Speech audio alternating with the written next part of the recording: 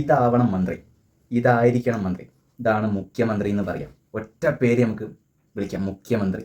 എന്താ പറഞ്ഞാൽ അയാൾ ഒരുമ്പിട്ട് ഇറങ്ങി മയക്കുമരുന്ന് മാഫികളെ തുരത്തുകൊണ്ടിരിക്കും. ഇനിയിപ്പോൾ അവിടെ ഒരു ലഹരി പോലും കൊച്ചു കുട്ടികളെ പോലും നശിക്കരുത് എന്ന് വിചാരിച്ചിട്ടാണ് അവിടെ അയാൾ തന്നെ ആ നാട് ഭരിക്കുന്നത്. അറിയോ, അവിടെ ഇങ്ങനെ രീതിയിലുള്ള തെറ്റുകൾ ആരും ചെയ്യൂല.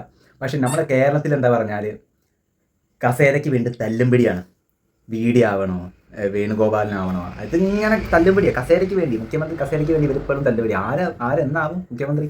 നാളെ തന്നെ ആവും, അല്ലെങ്കിൽ ഇനിയിപ്പോൾ ഈ വർഷത്തിൽ തന്നെ ആവും മുഖ്യമന്ത്രി. നിങ്ങൾ തല്ലുപിടി ഉണ്ടാക്കി തമിഴ്നാട് നന്നാൻ പോവുകയാണ്. നമ്മളെ കേരളം നന്നാവണമെങ്കിൽ ഇതേപോലെ ഒരു മുഖ്യമന്ത്രി വരണം.